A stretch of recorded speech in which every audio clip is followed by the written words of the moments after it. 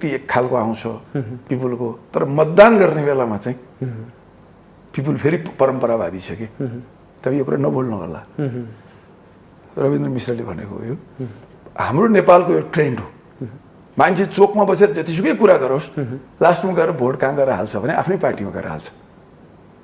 चोकमा बसेर गाली गर्छ तपाईँलाई तथा नाम, तर भोट चाहिँ उसले आफ्नै पार्टीमा गएर। त्यसले कङ्ग्रेसका नेता कार्यकर्ताहरू कोर्टको खल्तीमै छन् उसो भए, बाहिर पोखिन्न। कस्तो बुझिन? यहाँहरूले जति अपेक्षा गर्नुभएको छ कङ्ग्रेसका नेता कार्यकर्ताहरू हाम्रैमा छन्, बाहिर जाँदैनन्, हामी कमजोर हुँदैनौँ भन्ने मनसाय। अहिले हेर्नु न, तपाईँले एउटा ट्रेन्ड हेर्नुभयो भने काङ्ग्रेसले 15 सालदेखि अहिलेसम्म पाएको भोटिङ ट्रेन्ड हेर्नुभयो भने तपाईँलाई चाहिँ एउटा निर्वाचन, यो 64 को निर्वाचनमा हामीले 24-25% मत पाएको छौँ, होइन भने त्यही 35-36% मत पाएको। यो निर्वाचनमा पनि हामीले 35-36% मत पाएका छौँ। अब कम्युनिस्टहरू हाम्रो प्यारलली हाम्रो प्रतिस्पर्धी जस्तो देखिनु भएको छ, र उहाँहरू भनेको त लोकतन्त्रकै विरोधी हो। उहाँहरू सधैँ लोकतन्त्रको खिलाफमै उहाँहरूको को सैद्धान्तिक आस्था हो, दर्शन हो। उहाँले जीवनभर उहाँहरूको स्कुलिङ पनि त्यही नै हो, र उहाँहरू भर्खर अब लोकतान्त्रिक प्रक्रियामा छिर्दै हुनुहुन्छ, प्रवेश गर्दै हुनुहुन्छ। उहाँहरूको मानसिकता त लोकतान्त्रिक बनिसकेका छैन। तर आफूलाई लोकतन्त्रको हिमायती भन्ने ठान्ने कङ्ग्रेसले पो जनताको लागि के गर्यो र भन्ने प्रश्न पनि उठ्ला नि यो बताउँदै गर्दा। फेरि होइन, तपाईँले एउटा कुरा ठिकै भन्नुभयो। नेतृत्व कस्तो आउला आम चासो छ कि नेपाली कङ्ग्रेसका नेता कार्यकर्ताहरूको। अब यही नेतृत्व दोहोरिने हो कि कङ्ग्रेसले नयाँ नेतृत्व पाउँछ र कङ्ग्रेस अझै सशक्त हुन्छ कि, अथवा यस्तैमा रुमलिरहने हो कि भन्ने देखिया छ। यहाँले के महसुस गरिरहनु भएको छ नेतृत्वको कुरालाई लिएर? अनि यस्तो हुन्छ, काङ्ग्रेस वैचारिक रूपमा पनि यसको लोकतन्त्रवादी पार्टी हो, प्रजातन्त्रवादी पार्टी हो। यसको स्थापना नै प्रजातन्त्र स्थापनाको लागि भएको हो। मूल उद्देश्य नै यसको प्रजातन्त्रको स्थापना थियो। 2003 सालमा राष्ट्रिय काङ्ग्रेस बन्दैदेखिको, नेपाली काङ्ग्रेस बन्नुभन्दा अगाडिदेखि यसको मूल उद्देश्य भनेको नेपालमा प्रजातन्त्रको स्थापना गर्ने। अरू कुराहरू पछि थपिँदै जोडिँदै आएका हुन्। आवश्यक छ कङ्ग्रेस बलियो हुने हो भने पुस्तान्तरणको आवश्यकता नै छ, नभए यस्तै रहने हो भने कङ्ग्रेस भोलिका दिन पनि यही नै हालत हो भनेर पनि त विश्लेषण गरिरहेछ। यो पुस्तान्तरणको कुरा गर्दाखेरि पनि हेर्नुहोस्, अब तपाईँलाई एउटा कुरा म के भन्छु भने जो हिजो पञ्चायत कालमा सङ्घर्षरत थिए ती मान्छेहरू र अहिलेको नयाँ पुस्ता जो 46 सालभन्दा पछि आयो, त्यो पुस्तालाई तुलनात्मक रूपमा तपाईँले हेर्नुभयो भने यो पुस्ता धेरै इमान्दार छ भनेर भन्ने अवस्था छैन। तपाईँ एउटा कुरा याद गर्नु होला, मैले कसैलाई आरोपित गर्न खोजिया होइन, यही पुस्ता गर्छु भन्नु खोज्नुभएको त होइन। म त 46 सालभन्दा अगाडिकै पुस्ता हो, होइन। धेरै एकदमै चेन्ज छ भन्ने कुरा पनि होइन, किनभने त्यही समाजकै संस्कृतिको अङ्ग हो क्या। त्यो पनि धेरै ठुलो परिवर्तन ल्याइहाल्छ यसले भने हाम्रो समाजमा एउटा आकाङ्क्षा के हुन्छ भने नयाँ मान्छे आयो भने यसले चाहिँ ठुलो परिवर्तन ल्याउला भन्ने आशा गर्छौँ, अनि नल्याएपछि त्यसलाई फेरि चाहिँ तथानाम गाली गर्न सुरु गर्छौँ, होइन।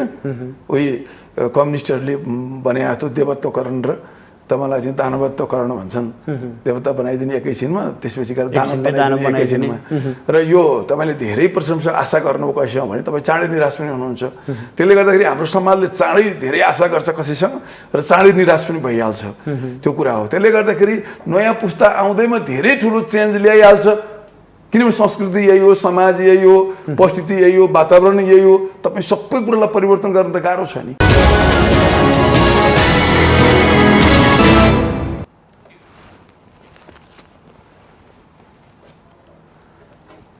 आदरणीय दर्शकबिन नमस्कार।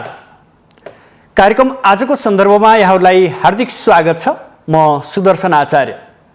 दर्शकबिन, आजको सन्दर्भ कार्यक्रममा आज हामी कङ्ग्रेसको 14औं महाधिवेशन र त्यसका तयारीका पाटोहरू, समसामयिक राजनीति र राजनीतिक दलहरूले पछिल्लो समय खेलेको भूमिका लगायत कोरोना र बाढी पहिरोको विषयमा केन्द्रित रहेर बहस गर्नेछौँ।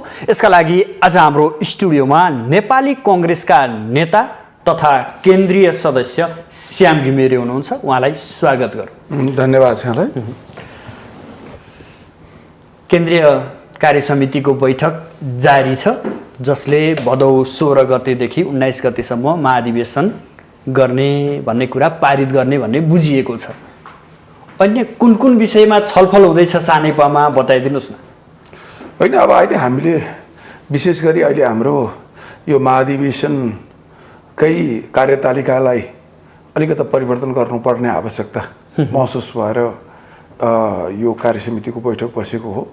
त्यसले गर्दाखेरि चाहिँ यो विशेष चाहिँ हामी यसैमा केन्द्रित छौँ। त्यसपछि गएर यो अहिले वर्तमानमा गएको बाढी पहिरो प्राकृतिक प्रकोप छ, यो सन्दर्भ पनि छ। त्यसपछि गएर कोभिड-19 को यो प्रकोपलाई पनि नियन्त्रण गर्ने कुराहरूमा सरकारको ध्यान आकर्षण गर्ने का कुराहरू छन्।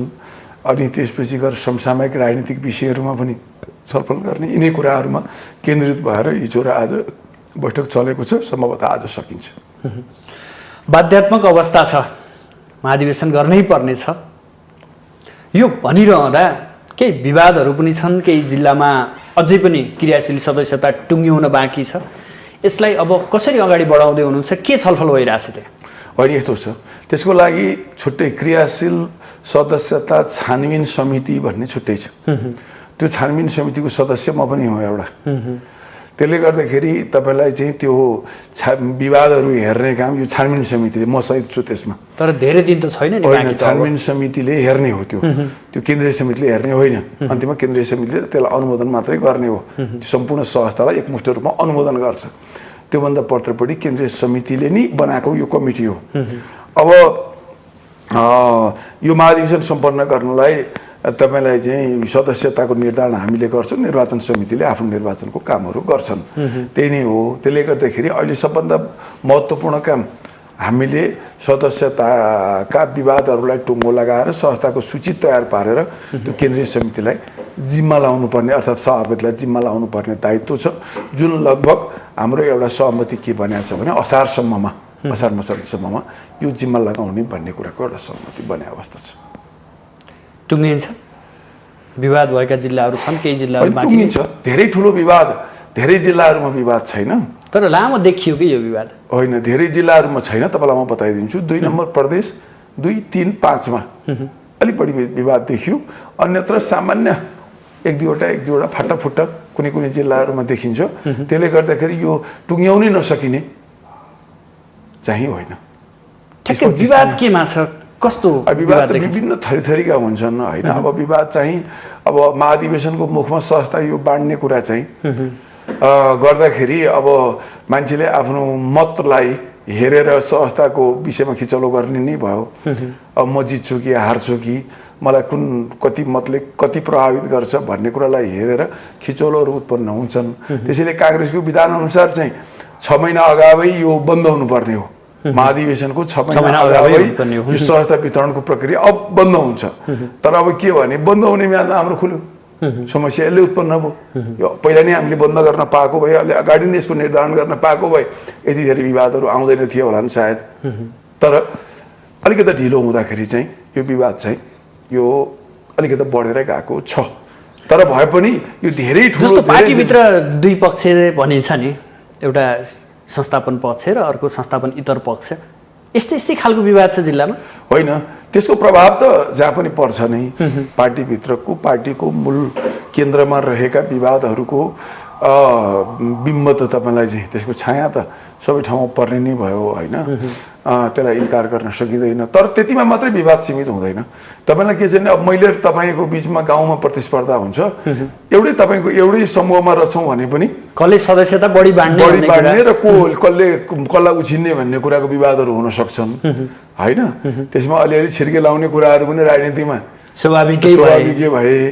त्यसले गर्दाखेरि यो गुटगत रूपमा मात्रै पनि त्यो विभाजित छैन। अलिअलि त्यसको रिफ्लेक्सन त हुन्छ नै, तर यो गुटगत रूपमा मात्रै पनि विभाजित हुँदैन। व्यक्तिगत महत्त्वाकांक्षा, व्यक्तिगत इगो, इभी होइन, व्यक्तिगत रूपमा कसैसँग राजनीतिक प्रतिस्पर्धा, यी सब कुराहरूले पनि त्यसलाई चाहिँ भूमिका खेलिरहेका हुन्छ। यस्ता किसिमका प्रसङ्गहरू जोडिएका छन्। विवादका कुरा जोडिने नै भए, जोडिएका आएका छन्। अब महामारी छ एकातर्फ, सङ्क्रमण दर अझै सोचे जस्तो रूपमा घटिरहेको छैन, कोरोना खोप पनि लगाउन पाएको छैन अझै सबै जनताले। यो बिचमा महाधिवेशन एउटा चुनौतीकै विषय बनेको छ। सम्पन्न कसरी गर्ने होला, योजनाहरू त होलान्, कसरी योजना अगाडि बढाउने? यस्तो कुरा छ। अब अहिलेलाई के छ भने असार मसान्तसम्म हामीले सहजताको विवाद टुङ्ग्यौँ भने तपाईँलाई अहिले 8 लाख सदस्यहरू इन्ट्री भइसकेका छन् हाम्रो सिस्टममा। अब अहिले हाम्रो पोको बोकेर काठमाडौँ आउनुपर्ने सिस्टम हामीले हटायौँ। अहिले जिल्लाबाट, क्षेत्रबाटै, नयाँको हकमा क्षेत्रबाट प्रतिनिधि सभा क्षेत्रीय निर्वाचन समितिले र नवीकरणको हकमा जिल्ला कार्य समितिले नै इन्ट्री गर्ने व्यवस्था, कम्प्युटर सफ्टवेयरमा इन्ट्री गर्ने व्यवस्था मिलायौँ। त्यसले गर्दाखेरि उनीहरूले पोको बोकेरै साथीहरू आइराख्नु पर्ने, काठमाडौँमै आउनुपर्ने त्यो झमेला रहेन। अब लगभग सबै जिल्लामा 1-2वटा जिल्ला बाहेक यो फर्म भर्ने, कलेक्सन गर्ने सबै काम सकिया छ। त्यसले गर्दाखेरि केही जिल्लाहरूमा इन्ट्रीहरू बाँकी छन्, अलिअलि विवादका कारणबाट त्यो इन्ट्री पनि सकिएला। अब रहेको कुरा हामीले यहाँ बसेर तपाईँलाई चाहिँ उजुरीहरू हेर्ने र त्यो उजुरीहरूलाई फर्स्यौट गर्ने कुराहरू छन्। त्यो हामी काठमाडौँमै बसेर गर्दैछौँ अहिले। त्यसले गर्दाखेरि सदस्यताको निर्धारणमा यसले ठुलो प्रभाव पार्ला जस्तो लाग्दैन। अब रहेको कुरा महाधिवेशन अधिवेशनको कार्यतालिका भनेको, अब अधिवेशनको कार्यतालिका साउन 12 गतेबाट सुरु हुने भनेको छ। साउन 12 गते भन्दाखेरि त अहिले तपाईँलाई चाहिँ 1 महिनाभन्दा बढी समय बाँकी छ, 35-40 दिन बाँकी छ। र त्यो बेलासम्म अब कोरोनाको स्थिति पनि, सङ्क्रमणको अवस्था दर पनि यही ट्रेन्डमा गयो भने घट्ला। भारतमा पनि जुन दरले घट्दैछ र नेपालमा पनि जुन दरले घट्दैछ र त्यसले गर्दाखेरि सम्भव होला भन्ने देखिन्छ एकातिर। अर्कोतर्फ के छ भने हामी सहरमा अलिकति बढ्ता कन्सियस पनि छौँ। गाउँमा मान्छेहरूले गाउँमा सबै गतिविधिहरू, म अस्ति भर्खर पनि जिल्ला गएर आएका गतिविधिहरू भइ पनि राखेका छन्। त्यसले गर्दाखेरि धेरै ठुलो समस्या आउला भन्ने मैले देखिरहेको छैन। अब तैपनि हामीसँग अझै 35-40 दिनको समय बाँकी छ वडा अधिवेशनकै लागि। त्यो भित्रमा के हुन्छ, त्यो अहिले ट्रेन्ड हेर्दाखेरि चाहिँ, भारतको नेपालको ट्रेन्ड हेर्दाखेरि चाहिँ त्यो घट्दो क्रममा छ र त्यो बेलासम्म हामी चाहिँ सजिलै गर्न सक्छौँ भन्ने छ। अब ठुलो सङ्ख्यामा मान्छे जम्मा हुने भनेको प्रादेशिक अधिवेशन, प्रदेशको अधिवेशन र महाधिवेशन, र यो भनेको भदौमा छ भनेपछि तपाईँलाई भदौमासम्ममा 2 महिना अझै बाँकी छ र त्यो बेलासम्म यसको प्रभाव चाहिँ धेरै न्यून होला भनेर आशा गर्न सकिने ठाउँ छ। त्यसले गर्दाखेरि यो महाधिवेशन अहिले नै हुँदैन भनेर हामीले टकटकिनु पर्ने अवस्था चाहिँ छैन। अर्को कुरा नै प्रतिनिधि सभा विघटन भएको कुरा छ, जो सर्वोच्चमा मुद्दा छ, विचाराधीन छ, जारी पनि छ प्रक्रिया, सुनवाईका प्रक्रियाहरू। एउटै समयमा निर्वाचन पनि हुनु, यता महाधिवेशन पनि हुनुभयो भने काङ्ग्रेसलाई कस्तो प्रभाव पर्ला, यतापट्टिबाट पनि हेर्न थालिएको छ कि होइन? अब सर्वोच्च अदालतमा मुद्दा विचाराधीन छ। अब अहिले नै सर्वोच्च अदालतको कुरा कसरी आउँछ? अब सर्वोच्च अदालतको मुद्दा पनि लगभग असारको अन्तिमतिर नभइकन यो फैसला आउला जस्तो लागिरहेको छैन।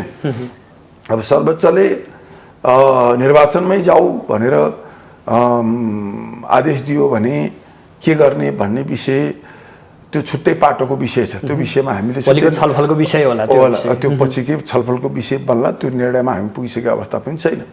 अब तर जे अवस्था होस्, जुनसुकै च्यालेन्जहरू हुन्, हामीले अधिवेशन त गर्नै पर्नेछ। हामीलाई संवैधानिक बाध्यता छ।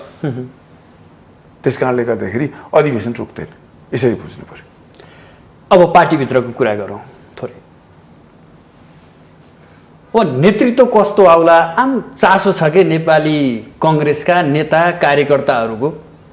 अब यही नेतृत्व दोहोरिने हो कि कङ्ग्रेसले नयाँ नेतृत्व पाउँछ र कङ्ग्रेस अझै सशक्त हुन्छ कि, अथवा यस्तैमा रुमलिरहने हो कि भन्ने देखिया छ?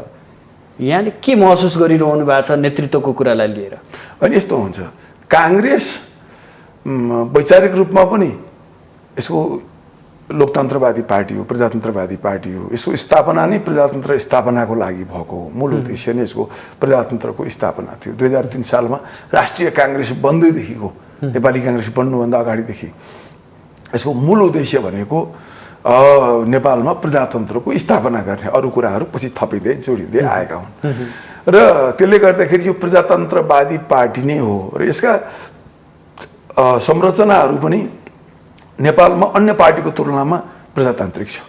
र तपाईँलाई एक दुईवटा कुराहरू म भन्छु, र यसको सबै संरचनाहरू निर्वाचनबाट आउँछ। वडादेखि तपाईँलाई यस्तो पार्टी नेपालमा पहिलो पार्टी होला कांग्रेस जसको वडादेखि केन्द्रसम्म सबै संरचनाहरू निर्वाचित भएर हुने गर्छन्। सबै संरचनाहरूमा समावेशिताको व्यवस्था गरिएको छ, महिलाहरूलाई 1/3 व्यवस्था गरिएको छ। भनेपछि यो व्यवस्था अहिलेसम्म कुनै पनि पार्टीले गरेका छैन। आफूलाई जसले यस कुराको सबभन्दा पहिला वकालत पनि गरे होलान्, त ती पार्टीहरूले पनि आफ्नो संरचनालाई, पार्टीगत संरचनालाई चाहिँ त्यो ढङ्गमा ढालेका छैनन्। त्यसले गर्दाखेरि चाहिँ कांग्रेस त्यो लोकतान्त्रिक पार्टी हो। त्यसले गर्दाखेरि त्यो लोकतन्त्रको त्यो पद्धतिबाट निर्वाचित भएर जो आए पनि त्यसलाई स्वीकार गर्नुपर्ने हुन्छ। त्यसले गर्दाखेरि अब यसमा जो पनि आउन सक्छ, पुरानै पनि आउन सक्लान्, नयाँ पनि आउन सक्लान्, तपाईलाई चाहिँ के छ भने एकदमै नयाँ पनि आउन सक्लान्।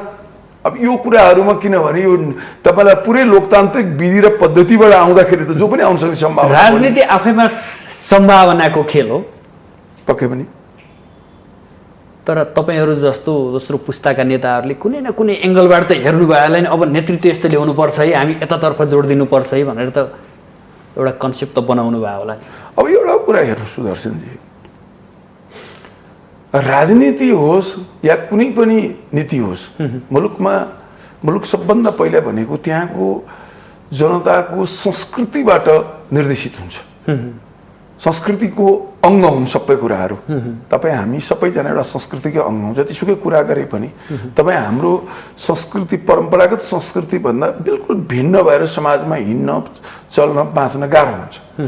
अब हाम्रा केही परम्परागत मान्यता र मूल्यहरू पनि छन्। अब हामी एकैचोटि नयाँ कुरामा फड्को हान्न कति तयार हुन्छौँ। यो मैले कुनै व्यक्तिगत कुरा गर्दिनँ, हेर्नुहोस् है त, गाह्रो यो सबैको लागि गाह्रो छ। तपाईँ हामी सबैले अहिले सुदर्शन आचार्यलाई स्वीकार्नुभन्दा सुदर्शन आचार्यकै बालाई मान्नलाई मान्छेलाई सहज मान्छ मान्छेले। हेर्नुहोस् है त, मलाई नै मानिहाल्नु भन्दा मेरो दाजुलाई नै मान्न पाएदेखि हुन्थ्यो भने यस्तो कुराहरू पनि छन्। यो कुराहरू अस्वाभाविक पनि होइन, किनभने हाम्रो समाजको यो एउटा सांस्कृतिक अङ्ग हो। त्यसले गर्दाखेरि अहिले झट्ट एकदमै ठुलो परिवर्तन भएर नयाँ नेतृत्व आइहाल्ला भन्ने चाहिँ मैले देखेको छैन। तपाईँलाई एकदम मैले टु बी फ्र्याङ्क भन्दाखेरि मेरो ब्रह्मले देखेको कुरा आइहाल्ला भन्ने मलाई लागेको छैन। अब त्यसमा तपाईँलाई चाहिँ के छ भने नेतृत्व दोहोरीला भन्ने सम्भावना फेरि कतिको छ त? उसो भए पर्याप्त देखेको छु मैले, पर्याप्त छ। यो तपाईँलाई चाहिँ के छ भने पार्टीभित्रको संरचनामा तपाईँलाई नेतृत्व दोहोरिने सम्भावनालाई अहिले इन्कार गर्न सकिने अवस्था छैन। कि त उहाँले म लड्दिनँ भन्नु पर्यो, उठ्दिनँ भन्नु पर्यो, होइन? उहाँले म उठ्छु भनेर आएको अवस्थामा आज पनि वर्तमान सभापति शेरबहादुर देउपाको अवस्था मैले अत्यन्तै बलियो देखेको छु। यसो नेताहरूसँग कुराकानी गर्दाखेरि र आकाङ्क्षाका कुराकानी गर्दाखेरि लगभग दर्जन जति नेताहरू सभापतिको आकाङ्क्षामा देखिनु भएको छ। अब पनि अहिलेकै नेतृत्व दोहोरिने हो भने अब त्यो आकाङ्क्षी नेताहरूलाई व्यवस्थापन कसरी गर्ने र तपाईँहरू जस्ता नेताहरू कहिले सिडी चढ्ने त माथि? अनि यसको यस्तो जस्तो गर्नु कुरा मैले के भने तपाईँलाई अघि मैले भने जुन हाम्रो संस्कृतिको अङ्ग हो भनेर। अब अलिकति काङ्ग्रेसमा के भने यो पुरानो पार्टी पनि हो, अहिले एमालेमा पनि त्यो समस्या आइसक्यो कि सबैलाई उमेरको दबाब भइसक्यो। दोस्रो पुस्ताका भनिएको हामीभन्दा अघिल्लो जेनेरेसनका नेताहरूको पनि उमेर लगभग 70 को हाराहारीमा पुगिसक्यो। उहाँहरू पनि जो शेरबहादुर दाइ, रामचन्द्र दाइहरू भन्दा दोस्रो पुस्ता र हामीभन्दा अघिल्लो पुस्ता, त्यसको उमेर पनि लगभग 70 को हाराहारीमा छ। त्यसले गर्दाखेरि उहाँहरूलाई पनि उमेरको चाप छ, दबाब छ। अब अर्को वर्ष मेरो पालो आउँछ कि आउँदैन, नयाँ पुस्ताले धकेल्ला, नयाँ पुस्ताले ठेल्ला हामीलाई भन्नु, उहाँहरूको पनि यो स्वाभाविक चिन्ता र चासोको विषय हो। अब तर कुरा चाहिँ के हुँदो रहेछ भने अब राजनीतिको रेखा त सरल रेखामा बग्दैन भन्छन्, होइन? एउटा कुरा त। अब अर्को कुरा भनेको हामी परिवर्तनमा फड्को हान्नलाई कति मान्छे तयार हुन्छ? कठिन छ यो कुरा। त्यस कारणले गर्दाखेरि तपाईँलाई फेरि नयाँ पुस्ता भनेपछि पनि नयाँ पुस्तामा पनि त सर्वसम्मति हुन गाह्रो छ। ल यो चाहिँ हाम्रो नेता हो, यसलाई चाहिँ हामी त्यहाँनिर पनि मान्छौँ। गाह्रो छ। अब नयाँ पुस्ता पनि लगभग 70 को हाराहारीको नयाँ पुस्ता हो। युवा पुस्ता त भन्न मिलेन, नयाँ पुस्तासम्म भन्न मिल्ला, दोहोरो पुस्ता भन्न मिल्ला। तर दोहोरो पुस्तामा पनि 8-10 नेताहरू हुन्छ जो आकाङ्क्षी हुनुहुन्छ, लगभग समान स्तरकै हैसियत पनि राख्नुहुन्छ, कसैलाई इग्नोर गर्न सक्ने अवस्था पनि छैन। तर उहाँहरूको बिचमा पनि मैत्रिकता छैन। अब भोलि उहाँहरूले मिलेर रामचन्द्र दाईलाई नि उम्मेदवार बनाउनु भयो भनेदेखि त शेरबहादुर र रामचन्द्र दाई भने त कुरो त एउटै भयो, फेरि त्यही पुस्ताका प्रतिनिधित्वहरू हुनुभयो। त्यस कारणले गर्दाखेरि यो एउटा कठिन यात्रा चाहिँ छ। तर आफ्ना तल्लो स्तरका कार्यकर्ताको चाहिँ यसो नारी छाम्ने गर्नु भएको छ, के भन्छन् उहाँहरू? होइन, अब यस्तो छ तपाईँलाई, हेर्नुहोस्, अब आवश्यक छ कङ्ग्रेस बलियो हुने हो भने पुस्तान्तरणको आवश्यकता नै छ, नभए यस्तै रहने हो भने कङ्ग्रेस भोलिका दिन पनि यही नै हालत हो भनेर पनि त विश्लेषण गरिरहेछ। अब यो पुस्तान्तरणको कुरा गर्दाखेरि पनि हेर्नुहोस्, अब तपाईँलाई एउटा कुरा म के भन्छु भने जो हिजो पञ्चायत कालमा सङ्घर्षरत थिए ती मान्छेहरू र अहिलेको नयाँ पुस्ता जो 46 सालभन्दा पछि आयो त्यो पुस्तालाई तुलनात्मक रूपमा तपाईँले हेर्नुभयो भने यो पुस्ता धेरै इमान्दार छ भनेर भन्ने अवस्था छैन।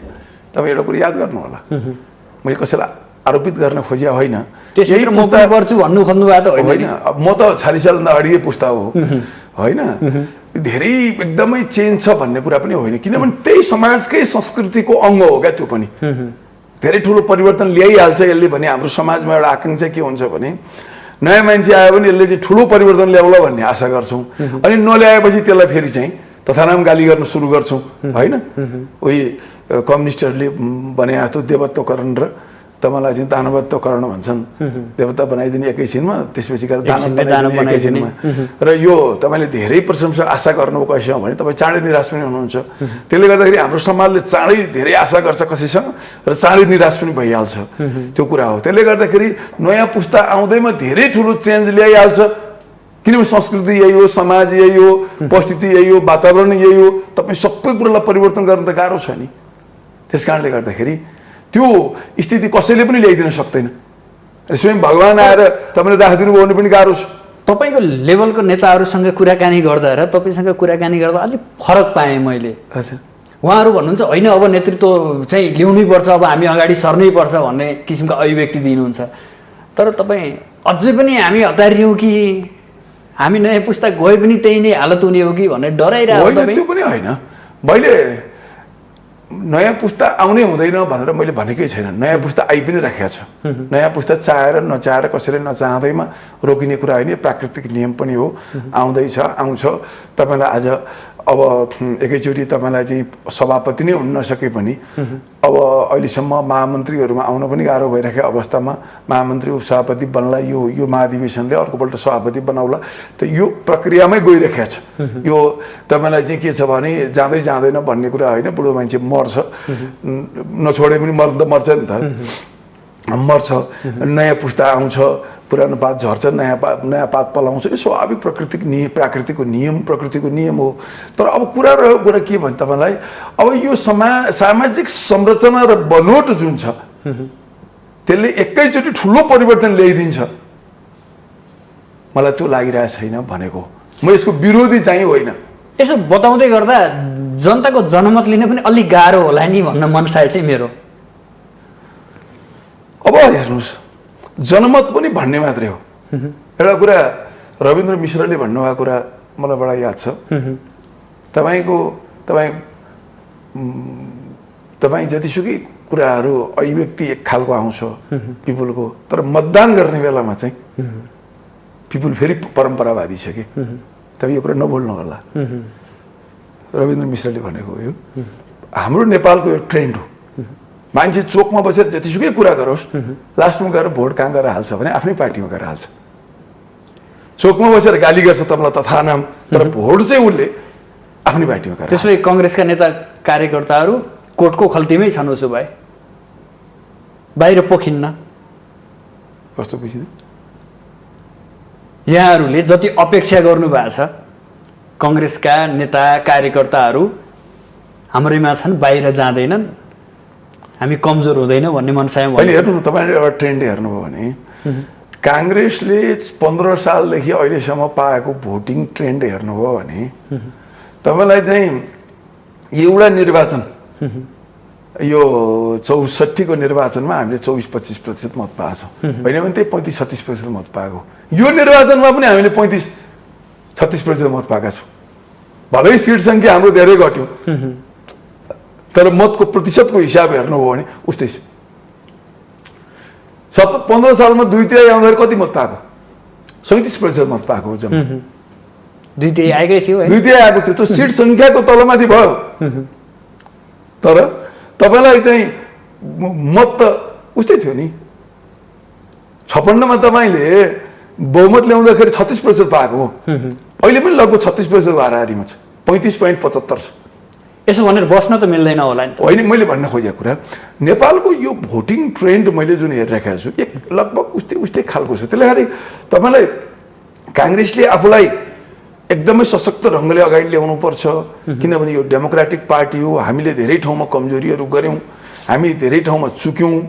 हामीले तपाईँलाई चाहिँ के छ भने कतिपय ठाउँहरूमा त तपाईँलाई चाहिँ जतिसुकै हामीले यो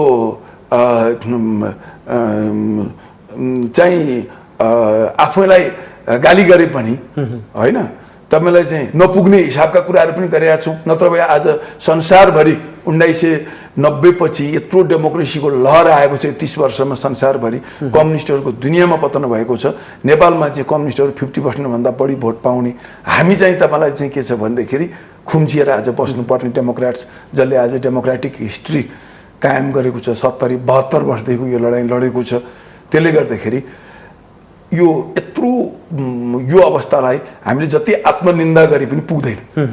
तर तपाईँलाई के छ भन्दाखेरि तर जे भए पनि यो भोटिङ ट्रेन्डको मैले तपाईँलाई कुरा गरेको, हामीले आफूलाई सुधार गर्नै पर्छ, परिमार्जन गर्नै पर्छ, परिष्कृत गर्नै पर्छ। कम्युनिस्टहरूले जुन प्रचार गरिरहेका छन्, जुन ढङ्गले समाजवादको बारेमा जुन ढङ्गको व्याख्या आइरहेको छ, हामीले चिर्नै सकेनौँ। गरिबीलाई हटाउने माध्यम भनेको कम्युनिस्ट पार्टी दुनियाँमा कतै भएको छैन, हुनै सक्दैन। कुन चाहिँ समाजवादी कन्ट्री आजसम्म धनी भएको छ? समाजवाद भनेको के हो? हामीले त्यसको न व्याख्या गर्न सक्यौँ न केही गर्न सक्यौँ। मान्छेले समाजवाद भनेको कम्युनिस्ट भन्ने बुझिरहेको छ। यो मानेमा त कङ्ग्रेस कमजोरै छ, स्वीकार्नुपर्छ, होइन? हामीले यसको व्याख्या के हो त? हामीले भन्न खोजेको कुरा समाजवाद कस्तो हो, होइन? र त्यसले कहाँ कसरी सम्बोधन गर्छ गरिबीलाई, त हामीले कहीँ भन्न सकेका छैनौँ। त्यसले गर्दाखेरि अब गरिब समुदाय हाम्रो धेरै ठुलो छ, गरिबी ठुलो छ, र उनीहरूले त्यो कुरालाई प्रभावित गरे। अब तपाईँलाई एउटा कुरा भनौँ, यो हामी श्रमजीवी वर्गका प्रतिनिधिहरू हौँ भन्दै गर्दा यहाँ ठुल्ठुला विद्वान बुद्धिजीवी प्रोफेसनलहरूलाई पनि त्यो मनमा लागिरहेको छ कि वास्तवमै तपाईँलाई श्रमजीवी वर्गको प्रतिनिधित्व चाहिँ कम्युनिस्ट पार्टीले गर्छ भन्ने कुरा। तर दुनियाँमा देखियो नि, ती उत्तर कोरियामा हेर्दैछौँ हामी, ती चीनमा हेर्दैछौँ हामी, केही बचे खुचेका कम्युनिस्ट मुलुकहरूमा पनि हेर्दैछौँ। र के त्यही समाज हामीले चाहेको हो नेपालमा पनि? त यो कुरा कहाँ हामीले ल्याउन सकिरहेका छौँ? त समस्या यहाँ छ। आकर्षण छैन क्या पछिल्लो समय कङ्ग्रेसप्रति, आकर्षण घट्या छ। जुन नयाँ पुस्ताहरूको जोस जाँगर हुनुपर्ने हो त्यो देखिया छैन। यो मानेमा पनि छ कि तपाईँले भातृ सङ्गठनहरूका पनि गतिविधि हेर्दाखेरि खासै सक्रियता पनि छैन। यतातर्फ जोड दिन काङ्ग्रेसले किन सकेका छैन? अब एउटा कुरा हेर्नुहोस्, कुरा के छ मलाई भने भातृ संस्थाहरूलाई धेरै मजबुत बनाउनु राम्रो कुरा हो कि होइन डेमोक्रेसीमा? गम्भीर हुनुहोस् तपाईँहरू जस्तो जर्नलिस्टहरूले पनि। भातृ संस्थाहरू धेरै मजबुत हुन थाले, आम मान्छे पोलिटिक्समा सरिक हुन थाल्यो भने त्यसबाट उत्पन्न हुने परिणामको बारेमा पनि ख्याल गर्नुहोस्। आम विद्यार्थी कालमै राजनीतिसँग आबद्ध हुन थाल्यो भने त्यसबाट मुलुकमा उत्पन्न हुन सक्ने परिणामहरू के होला? आम युवा सङ्गठनहरूमा तपाईँलाई आबद्ध हुन थाल्यो भने सबै राजनीति गर्न थाल्ने भने अरू क्षेत्र कस्तो होला भन्ने कुरा चाहिँ तपाईँले यो गम्भीर रूपमा बुझ्न जरुरी छ, पहिलो कुरा। त्यसले गर्दा भातृ संस्थाहरूलाई कुन हदसम्म, कुन लेभलसम्म बलियो बनाउने हो, एक लेभलमा सोचौँ यो कुरा। तपाईँलाई एउटा कुरा म बताउँछु, 1942मा जब गान्धीले भारतमा, महात्मा गान्धीले भारत छोडो आन्दोलन सुरु गर्नुभयो, त्यतिखेर सारा इन्डियन जनतालाई, भारतीय जनतालाई उहाँले चाहिँ आन्दोलनमा सक्रिय हुन सहभागी हुन आह्वान गर्नुभयो। त्यस अन्तर्गत सारा युवाहरू सक्रिय भए, सहभागी भए। त्यसपछि स्थिति यस्तो आयो 47 मा भारत त स्वतन्त्र भयो, कोही मान्छे राजनीतिबाट अलगै हुन नचाहने भयो। अब यो त हेडेक भयो त, हेर्नुहोस् शिरदर्द भयो सरकारलाई, सही मान्छे राजनीति नै गर्ने भयो। एउटा नेहरूले त्यो बेला एउटा आर्टिकल लेख्नुभयो, अपर्च्युनिटी फर युथ भनेर, बडो मजेदार छ। मैले धेरै पहिला म केटाकेटी हुँदाखेरि नि पढाएको थिएँ अपर्च्युनिटी फर युथ भनेर। उहाँले पोलिटिक्समा अपर्च्युनिटी छैन, अब मुलुक बनाउन चाहिँ पोलिटिक्सले मुलुक बनाउने होइन, मुलुक त काम गरेर बन्छ, इन्जिनियरले बनाउने हो, डक्टरले बनाउने हो, प्रोफेसनलहरूले बनाउने हो, काम गरेर मुलुक बन्छ। त्यसले अब युवाहरू राजनीतिबाट अलग भएर त्यो बाटोतर्फ आवश्यकता नदेखा त होइन नि, आवश्यकता नदेखा त होइन नि, अनि आवश्यकता कम भयो, अब कम भयो। अब तपाईँ राजनीतिमा आउने, अब जीवनभर राजनीतिमा बसिराख्ने, अनि त्यसपछि गएर त्यसलाई व्यवसायको रूप धारण गर्ने अथवा व्यवसायको रूप बनाउने, अनि त्यसले त मुलुकको राजनीतिलाई त विकृत बनाउने पनि त। घिमिरेजी, हामी छोटो विश्राममा जान्छौँ, विश्रामपछि थप प्रसङ्ग जोड्नेछौँ। दर्शक पनि हामी छोटो विश्राम लिन्छौँ, विश्रामपछि पुनः उपस्थित हुनेछौँ।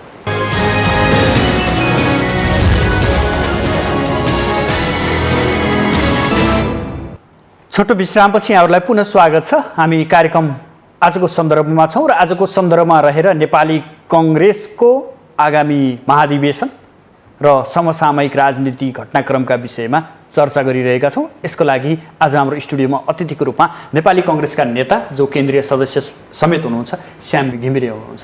यहाँलाई पुनः स्वागत छ। धन्यवाद छ। यी त भए पार्टीको महाधिवेशन र कङ्ग्रेसभित्र देखिएका केही कुराकानीहरू।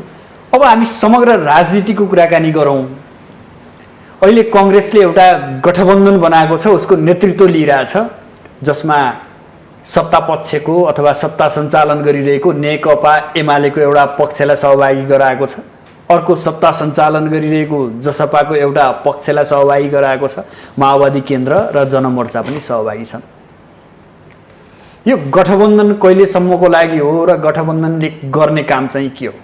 सबभन्दा पहिला त मैले तपाईँहरूलाई एउटा कुरा के क्लियर गर्न चाहन्छु भने, यसलाई गठबन्धन भन्नुभन्दाखेरि पनि हामीले यो तात्कालीन नेपालको राजनीतिको एउटा आवश्यकताको उपज हो। हामीले कहिले पनि यो सरकारलाई हटाउन, गिराउन र नयाँ सरकार निर्माण गर्न चाहेनौँ, किनकि हामी कमजोर थियौँ। होइन, हामी एकदम स्पष्ट कुरा हो, हामीलाई 74 सालको निर्वाचनले प्रतिपक्षमै बस्ने म्यान्डेट दिएको हो। हाम्रो सिट सङ्ख्या अत्यन्तै कम थियो, सरकार बनाउन चाहिने सिट सङ्ख्याको झन्डै 1/3 सिट सङ्ख्या पनि नभएको अवस्थामा हामीले सरकार बनाउने खेलमा लाग्नु हुँदैन भन्ने कुरा चाहिँ हामी क्लियर थियौँ। र यो बिचमा परिस्थिति यसरी निर्माण गरिदिनु हो प्रधानमन्त्रीले कि उहाँले संसद विघटन गर्ने, पहिलोचोटि संसद विघटन गर्नुभयो, त्यहाँ पनि हामीले केही गरेनौँ। सर्वोच्च अदालतमा मुद्दा पर्यो, हामीले सर्वोच्च अदालतकै उसलाई चाहिँ के छ भने आदेशलाई पर्खिने निर्णय गऱ्यौँ। सामान्य विरोधहरू हामीले गऱ्यौँ, तर सर्वोच्च अदालतकै आदेशलाई हामीले पर्खिने निर्णयमा हामी पुग्यौँ। हामीले कुनै खास ठुलो विरोध पनि हामीले गरेनौँ। त्यो सामान्य आन्दोलन थियो, सामान्य आन्दोलनहरू थिए भनेर बुझ्नु पर्यो तपाईँलाई। हाम्रो विरोध थियो, सिम्बोलिक विरोध। त्यसलाई कसरी बुझ्नु पर्यो भने सिम्बोलिक विरोध चाहिँ हामीले गऱ्यौँ। यो राम्रो कुरा होइन, यसले चाहिँ राम्रो गर्दैन भनेर चाहिँ मुलुकलाई राम्रो गर्दैन, यो राजनीतिक अस्थिरताको बाटो, यो वर्तमान संविधानको पक्षमा पनि छैन भनेर हामीले भन्यौँ। तर हामीले यसलाई चाहिँ ठुलो वितण्डाको विषय बनाएनौँ। अब सर्वोच्चले संसदलाई पुनर्स्थापना गर्ने फैसला गरिदियो। फैसला गरिदिइसकेपछि उहाँले सरकार चलाउने बाटोमा नगएर फेरि संसदमाथि आक्रमण गर्नुभयो। उहाँले मजाले सरकार चलाउन सक्नुहुन्थ्यो। अहिले पनि उहाँसँग 121 जना उहाँको एमालेका सांसद छन्। अहिले उहाँले 15-16 जना कति त्यो जसपाको सांसद लिएर पनि उहाँ चलाउन सक्नुहुन्थ्यो। आज सरकार चलाउन सक्नुहुन्थ्यो नि, यो सरकार चलाउन सक्नुहुन्थ्यो। र त्यो सरकार चलाउन सक्ने त्यो अवस्था विद्यमान हुँदाहुँदै उहाँले बारम्बार संसदमाथि आक्रमण गर्नुभयो। उहाँले हरेक संवैधानिक प्रावधानहरूमाथि, प्रक्रियाहरूमाथि आक्रमण गर्नुभयो। संसदलाई विघटन गर्ने र अध्यादेशबाट राज्य चलाउने अभ्यास सुरु गर्नुभयो भनेपछि सम्पूर्ण लोकतान्त्रिक अभ्यास संसदीय प्रणालीमाथि उहाँको प्रहार रह्यो। अब त यो हामी जिस्टमा केमा पुग्यौँ भने उहाँ यो वर्तमान संविधानलाई नै समाप्त गर्न चाहनुहुन्छ र यो कुनै उहाँको मात्रै कुरा छैन, यहाँ कुनै अन्य शक्तिहरूसँग पनि उहाँ मिलेर उहाँ यो सब कर्म गर्दै हुनुहुन्छ भन्ने हाम्रो बुझाइ हो। त्यसले गर्दाखेरि अब यसको लागि उहाँलाई यो कुराहरूबाट रोक्नको लागि त हामी एक्लैको सामर्थ्यले पुग्दैन। हामी जनताको माध्यमबाट रोक्न सकौँला, तर कानुनी लडाइँ लड्नको लागि, वैधानिक बाटोबाट जानको लागि, संवैधानिक बाटोबाट जानको लागि त हाम्रो एक्लैको सामर्थ्यले नरोकिने भयो। त्यसको लागि यो गठबन्धन आवश्यक परे हो। जस्तो हाम्रो एक्लै सिट सङ्ख्याले त भ्याउँदैन, हाम्रो त 61 हो आजको दिनमा। त्यसले गर्दाखेरि हामीले माओवादी अन्य पार्टीहरूलाई पनि मिलाएर यो कम्तीमा यो संविधानको विघटनको बाटोतर्फ जुन प्रधानमन्त्रीले लैजाँदै हुनुहुन्छ मुलुकलाई र अस्थिरता, राजनीतिक अस्थिरताको बाटोतर्फ लैजाँदै हुनुहुन्छ, त्यसलाई रोक्ने प्रयत्न हो भनेर बुझिदिन म आग्रह गर्छु। एक दोस्रो कुरो, योभन्दा पत्रपट्टिको आजको हाम्रो कुनै कमिटमेन्ट छैन कसैसँग पनि। हिजो पनि हाम्रो सभापतिले मिटिङमै केन्द्रीय समितिको बैठकमा प्रश्न गर्नुभएको छ, यति मात्रै कमिटमेन्ट हो, योभन्दा पत्रपट्टिको अरू कुनै कमिटमेन्ट छ। तर बाहिर आएको कुराहरू अनुसार त यो निर्वाचनसम्मै सँगै जाने र यो गठबन्धन भनेर भनिएको छ कि यो मानेमा पनि होइन। अब यसको प्रचार प्रसार त आफ्नो ढङ्गले यसको उपयोग या प्रयोग गर्न अर्थात् चाहिँ आफ्नो ढङ्गले यसको व्याख्या गर्न त पाइने नै भयो, त्यो खोजिए पनि होला। तर त्यस्तो किसिमको कुनै निर्णय भएको छैन। अब हुँदै सक्दैन पनि म भन्दिनँ, हुन पनि सक्ला भोलिको दिनमा, राजनीति हो। अब हामीले जुन ढङ्गको संविधान निर्माण गरेका छौँ, साँचो कुरा गर्नु छ भने सुदर्शनजी तपाईँले कुरा गरिहाल्नुभयो, हाम्रो जुन ढङ्गको संविधान निर्माण गरेका छौँ त्यो संविधान अनुसार तपाईँले यदि राजनीतिक स्थिरता दिने हो भने अब गठबन्धनको विकल्पै छैन। अब गठबन्धन कोसँग गर्ने हो, कसरी गर्ने हो, त्यो छुट्टै बहसको विषय होला। त्यो प्राकृतिक हुन्छ कि अप्राकृतिक हुन्छ कि के हुन्छ, कसो हुन्छ, छुट्टै बहस गरौँला। तर कुरा चाहिँ के हो भने तपाईँले गठबन्धन गर्नु भएन भने, अस्ति पनि एमाले बहुमत ल्याएर त गठबन्धन गरेर न हो, गठबन्धन नगरे त आउँदैन थियो नि। भनेपछि गठबन्धन नगरिकन कसैको पनि बहुमत आउँदैन, सधैँको राजनीतिक अस्थिरता हुने हो। त्यसले गर्दाखेरि अब गठबन्धन संस्कृतिको विकास गरिएन, यसलाई स्वीकार गरिएन भने एक्लै छलाङ मार्ने अवस्था चाहिँ कसैको पनि छैन, कुनै दलहरूको पनि छैन। त्यो किन संविधानको यो हामीले जुन 110 जना हामीले समानुपातिक राख्यौँ नि, यो नै हाम्रो लागि तपाईँलाई चाहिँ के छ भन्दाखेरि असजिलो छ। यसले चाहिँ हामीलाई, यहाँले एउटा शब्द निकाल्नुभयो अघि, वर्तमान प्रधानमन्त्रीले आफै हो कि अथवा कसैको शक्तिमा हो भनेर शब्द निकाल्नुभयो। के देख्नु भएको छ यहाँले, को शक्ति देख्नु भएको छ? होइन, अब हेर्नुहोस्, अब यो विषय मैले यहीँ टेलिभिजनको क्यामेराबाट यो कुरा नभन्न राम्रो हुन्छ, सबैले बुझेको कुरा हो, अन्डरस्टुड भन्छ नि तपाईँलाई, यो सबैले नेपाली जनताले बुझेका छन्, अझै छर्लङ्ग पार्दैन होइन। अब त्योभन्दा बढी नभनौँ पनि, अहिले मैले औपचारिक रूपमा एउटा काङ्ग्रेसको केन्द्रीय सदस्यले योभन्दा बढी भन्नु राम्रो हुन्न। तर कुरा चाहिँ के हो भने उहाँ एक्लै आफ्नो ताकतमा यो काम गरिरहनु भएको छैन, यो काम उहाँ कसैको काँधमा चढेर गर्दै हुनुहुन्छ र भोलि उहाँ त्यो काँधबाट लड्ने हो। यो कुरा भन्यो भने मलाई नै अप्ठ्यारो हुन्छ भन्नुहोस् न। यो उहाँ त्यो काँधबाट उहाँ लड्ने नै हो भोलि। फेरि बढीहरू लडेका छन्, केपी ओली लड्नुहुन्न, उहाँलाई सधैँ काँधमा बोकेर हिँडाइराख्छन् भन्ने कुरा होइन। उहाँ जस्तो अस्थिर चरित्रको मान्छे, विगतका अनुभव भनेपछि त्यो काँधबाट उहाँ लड्ने नै हो। तर उहाँ लड्दै गर्दा उहाँले मुलुकलाई पनि लडाउनु हुने भयो, उहाँले यो वर्तमान संविधानलाई लडाउनु हुने भयो, डेमोक्रेसीलाई लडाउनु हुने भयो भन्ने हाम्रो चिन्ता हो। उहाँ लड्नुहुन्छ ठुलो कुरो होइन, एउटा व्यक्तिको कुरा होला, स्वयं उहाँको पार्टीलाई लडाउनु हुने भयो। उहाँले जसले अहिले काँध थापिरहेछ उसले धेरै समयसम्म यो उहाँको भ्रम हो, त्यो भ्रम हो उहाँको, त्यो उहाँलाई ठुलो भ्रममा बाँचिरहनु भएको छ आजको दिनमा। तपाईँहरूले प्रधानमन्त्री माथि मात्रै होइन, राष्ट्रपति माथि पनि इङ्गित गर्नुभयो। तिमी भन्ने शब्द कङ्ग्रेसले प्रयोग गर्यो भनेर त प्रधानमन्त्रीले खुल्ला रूपमै त्यसको विरोध पनि जनाउनु भएको छ। तपाईँहरू किन राष्ट्रपति संस्थामाथि पनि जाइ लाग्न लाग्यो काङ्ग्रेस? होइन, यस्तो हो, राष्ट्रपतिले आफ्नो मर्यादा राख्न सक्नु भएन। सबभन्दा पहिला त हेर्नुहोस्, मान्छेले आफ्नो पदको मर्यादा आफै नै राख्नुपर्छ। अब तपाईँले जुन पदमा हुनुहुन्छ त्यो पदको मर्यादा आफै नै राख्न सक्नु भएन भने तपाईँको पदको मर्यादा अर्काले राख्दिँदैन। अब उहाँले सबै कुरा चाहिँ राति 2 बजे राष्ट्रपति कार्यालय खोलेर संसद विघटन गर्ने काम उहाँलाई कसले मर्यादा राख्छ? अब उहाँले मर्यादाको सबै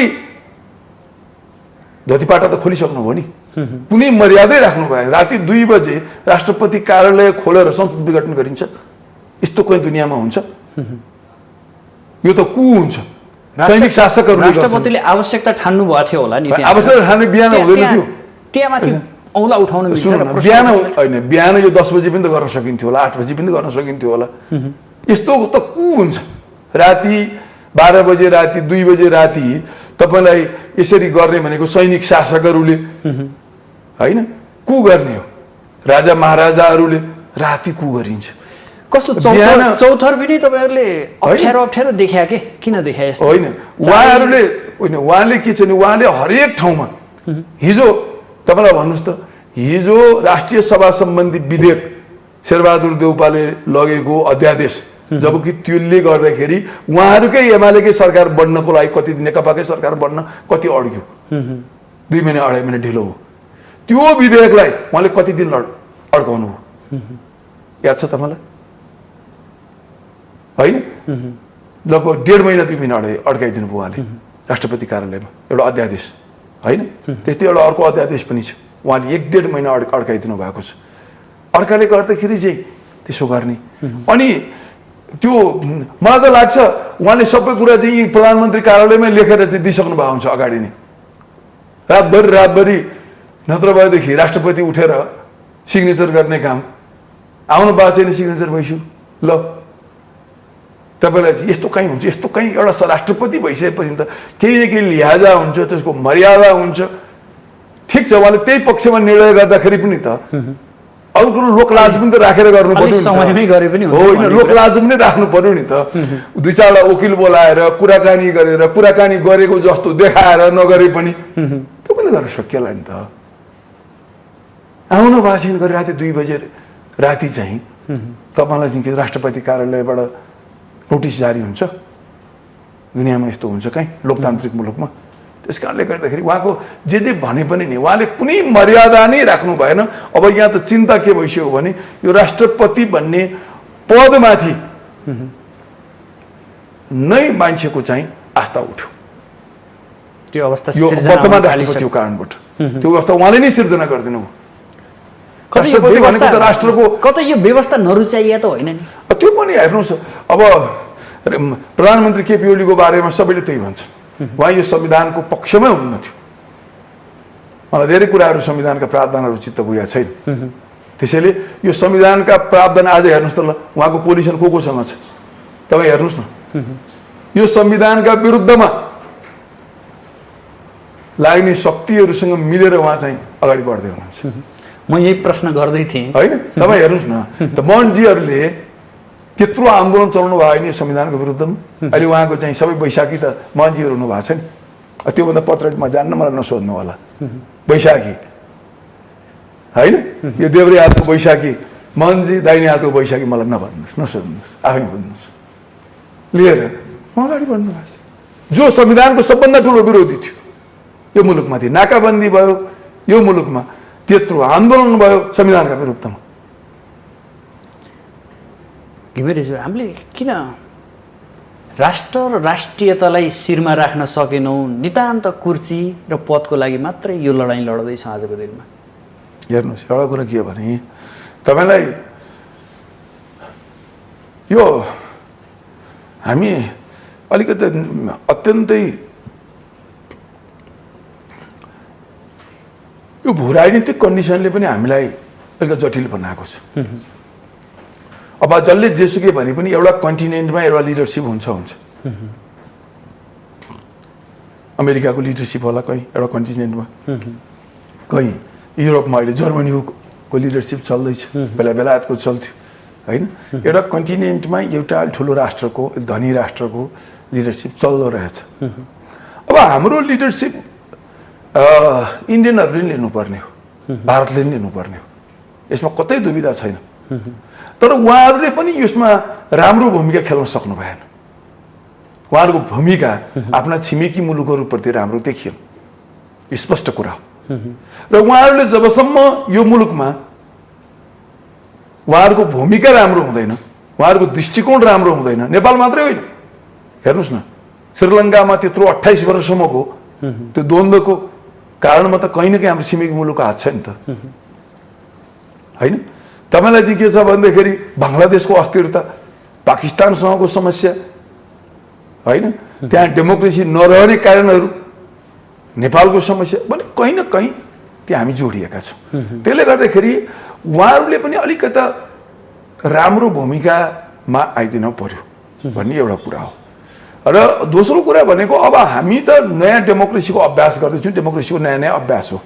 र अब हाम्रो यहाँ पनि के छ भने काङ्ग्रेस हामी पनि चुकेका छौँ, कहीँ न कहीँ चुकेकै छौँ। हामीले पनि आत्मआलोचना पहिले त गर्नै पर्छ, आत्मनिन्दा पनि गर्नुपर्ने छ भनिसकेँ मैले अघि, त्योभन्दा पनि बढेर मैले भने।